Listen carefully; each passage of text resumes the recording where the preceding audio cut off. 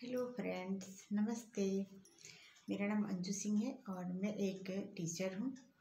और मेरा आज जो मैं वीडियो बनाने वाली हूँ, ये वीडियो बहुत ही मुझे लगता है इम्पोर्टेंट होने वाली है, ख़ास तौर से उन लोगों की जो एक हाउसवाइफ हैं, जो अपने घर में अपने परिवार का, अपने बच्चों का, अपने घर का, सभी का देखभाल करती हैं। तो मैं अपने वीडियो के माध्यम से उन्हें और भी कुछ, हालांकि उन्हें बहुत कुछ आता है, लेकिन मैं उन्हें और स्मार्ट तरीके से कैसे घर को मेंटेन करते हुए अपने हस्बैंड की भी फाइनेंशियल हेल्प कैसे कर सकती हैं, इस टॉपिक पे आज मैं वीडियो बनाने वाली हूँ। तो ये वीडियो बहुत ही इम्पोर्टेंट होने वाली है, आप इसे लास्ट तक ज़रूर देखिएगा। और अगर आपको अच्छा लगता है मेरा जो कुछ भी मैं इसमें बताने वाली हूँ, अगर आप इसे सुने और समझें, अगर आपको अच्छा लगे तो एक लाइक और कमेंट ज़रूर करें, जिससे कि मुझे भी मोटिवेशन मिले और मैं आगे भी इस प्रकार के वीडियो बनाती रहूँ। हालांकि हाउस वाइफ को तो समझिए कि घर का क्या बोलते हैं, पूरा मैनेजमेंट देखना ही पड़ता है। वो बहुत ही अच्छा जो है मैनेजर होती है घर को मेंटेन करने का। लेकिन कुछ चीज़ें हैं जो मतलब उनको लगता है कि ठीक है चल रहा है, लेकिन इसे स्मार्टली कैसे चलाएं और हम अपनी तरफ से ऐसा कैसे, कौन सा एफर्ट लगा के हम अपने हस्बैंड का, अपने परिवार का फाइनेंशियल भी हेल्प कर सकते हैं। इसी के कुछ तरीके, मतलब कम से कम 5 तरीके मैं बताने वाली हूँ कि किस प्रकार से आप अपने पार्टनर का, अपने हस्बैंड का, अपनी फैमिली का जो है फाइनेंशियल हेल्प कर सकती हैं कि कौन कौन से आप उपाय अपना करके आप इस काम को कर सकती हैं। जैसे पहला है बजट बनाना। देखिए, हर घर का एक महीने का खर्चा होता है, एक इनकम होती है, उसके हिसाब से हमारा खर्चा होता है। तो हम अगर स्टार्टिंग में ही बजट उसका बना लें कि हमें किस चीज़ पर कितना हमें खर्च करना है, तो इससे क्या होगा कि हमारी जो फिजूल खर्ची होती है उससे हम बच सकते हैं। आप जो है, मुझे लगता है अधिकांशतः लोग ऐसा करते हैं कि मतलब बजट बनाते हैं, लेकिन जो लोग नहीं बनाते हैं उनके लिए ज़रूर है कि आप घर का पहले बजट बना लीजिए कि हमें बच्चों की फ़ीस के लिए कितना देना है, हमें गार्बेज वाले को देना है, पेपर वाले को देना है, मेडिसिन के लिए रखना है, घर के राशन के लिए रखना है। तो ये एक आप पूरा बाकायदा रिटर्न में एक बजट बनाएं कि हमें महीने में कितना खर्च करना है, और साथ ही साथ हम कितनी अपनी सेविंग के लिए भी हमें कुछ ना कुछ पैसा अपनी तरफ से, जो हमारे हस्बैंड प्लानिंग करते हैं वो तो अपना करते ही हैं, लेकिन हमें अपनी तरफ से भी उन पैसे में भी कैसे हमें कुछ बचत भी कर लेनी है। तो ये आप समझ गए होंगे कि बजट बजट का मतलब समझ गए कि घर का जो खर्चा होता है पूरे मंथ का, उसे हम फर्स्ट स्टार्टिंग में ही, जैसे ही हमारा जो है क्या बोलते हैं, सैलरी आने वाली हो, आती है, क्या आती है, उसके हर आदमी के अपने घर के अलग अलग खर्चे होते हैं, जिनकी जैसी इनकम होती है उस सबसे खर्चे होते हैं। तो उतने ही पैसे को अगर हम बजट के रूप में एक रिटर्न में लिख लेंगे तो हमारे जो है काम आसान हो जाते हैं और हमारे खर्चे मतलब कम हो जाएगा, और हमें टेंशन और हेडेक नहीं रहता है कि हमारा पैसा मतलब अधिक चला गया, और हम एकदम बिल्कुल ही सुचारू रूप से अपने घर के खर्चे को मेंटेन कर सकते हैं। दूसरा टॉपिक है हमारा, जैसे देखिए सेविंग्स। हमें ना पता है सेविंग्स भी करना चाहिए। आजकल गवर्नमेंट ने देखिए बहुत सारी योजनाएं महिलाओं के लिए भी चला रखी है, जैसे महिला सम्मान बचत योजना है, सुकन्या समृद्धि योजना है।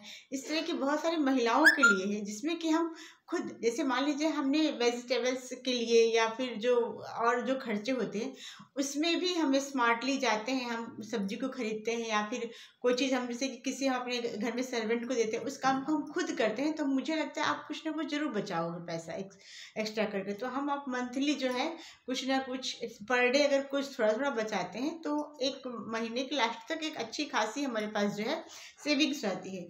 तो हमें क्या करना चाहिए, कुछ ना कुछ हमें सेविंग्स जरूर करना चाहिए उस खर्चे से, जो कि हमारे हस्बैंड को भी ना पता हो कि हम उसमें बचा ले रहे हैं, स्मार्टली बचा सकते हैं। जैसे कि मान लीजिए हम बच्चे को ट्यूशन है, अगर हमारा छोटा बच्चा है हम खुद उसको पढ़ा सकते हैं, तो हमें ट्यूशन भेजने की कोई ज़रूरत नहीं है। मुझे लगता है जितना अच्छा आप हम पढ़ाओ अपना, मतलब पेरेंट्स खुद अपने बच्चे को पढ़ाए, उतना आप एक ट्यूटर नहीं पढ़ाता है बच्चे को, नहीं उतना ध्यान देता है। मैं हालांकि इस वीडियो को देखने के बाद बहुत सारे ट्यूशन क्लासेस कोचिंग सेंटर वाले नाराज़ होंगे, लेकिन ये रियल है। अगर हम अपने बच्चे को खुद हैंडल जितना अच्छे, क्योंकि हमारा बच्चा किस मूड का है, क्या है, उसे हम जानते हैं। हमें उसे किस तरह से मैनेज करना है उसे हमें पता है। एक पेरेंट्स ऐसा कोई नहीं जानता है। तो उस तरीके को हम अपनाकर अगर हम अपने बच्चे को खुद पढ़ाते हैं तो एक तो हमारा खर्चा वहाँ भी हम सेव कर लें ना उस पैसे को, तो वो भी हमारे एक सेविंग में जा सकता है। लेकिन खैर जो नहीं पढ़ा सकते तो उनको तो खैर उनको देना ही है। तो इसके लिए आप जो है ट्यूटर लगा सकते हैं। ठीक है, तो हमें किसी न किसी तरह बहुत सारे तरीके हैं। जैसे कि हमने घर में सर्वेंट रखा हुआ है, जो है मेड आती है, तो अगर हम अपने कामों को खुद से कर लेते हैं तो भी एक सेविंग कर सकते हैं। इससे हम फिजिकली भी फिट रहते हैं और जो है पैसे भी जो हम सेव कर सकते हैं ना। बहुत सारे तरीके जो लोग समझ रहे हैं, वो समझदार समझ रहे हैं कि किस तरह से हम पैसे को बचाया जा सकता है। तीसरा टॉपिक है हमारा कि हर जो है लेडीज़ का, जितने भी घर में हाउस वाइफ है, उनका अपना खुद का एक अकाउंट होना चाहिए। बैंक में अकाउंट होना चाहिए, जो कि आप जो भी सेव करते हो पैसा ना, उस अकाउंट में आप महीने की लास्ट तक जो भी आपकी मतलब बचत आपने की है, जो भी सेविंग्स की है, उसे हम जा करके जमा कर दें।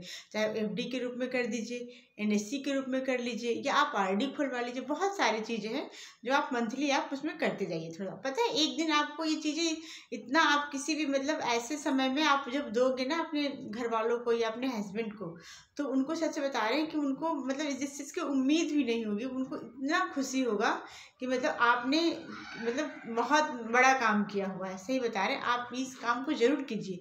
किसी भी बुरे समय में, किसी भी इमरजेंसी में जब आप उनकी हेल्प करते हो, या कभी कभी होता है कि हम कोई बड़ा प्रोजेक्ट घर में घर वाले कर रहे हैं, उसमें थोड़ा बहुत हेल्प की ज़रूरत होती है। कभी कभी तो ऐसा भी होता है किसी से हमें लोन लेने की ज़रूरत पड़ती है। उस वक्त अगर आप बताते हो कि आपने कुछ सेविंग करा हो, तो उस वक्त सच में आप सबकी नज़रों में इतने ऊंचे उठ जाते हो ना कि आप पूछो मत। तो आप ऐसा ज़रूर करिए। और हाँ, हाँ, चौथा हमारा जो पॉइंट है वो हमें ना फाइनेंशियल प्लानिंग करना। हमें मतलब पूरी प्लानिंग करके चलना है कि हमें जो है कैसे कितने जैसे कि हमारा अगर बजट ये है, जैसे बजटिंग तो हमने फर्स्ट कर लिया, फाइनेंशियल प्लानिंग के हिसाब से भी हमें निवेश करना है।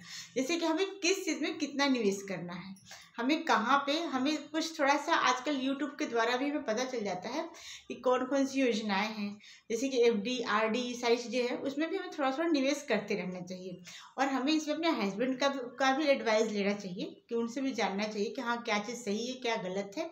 बाकी तो आजकल मोबाइल पे बहुत सारी चीज़ें हैं जो हम अगर जिन्हें नहीं पता है वो मोबाइल के द्वारा भी पता कर सकते हैं।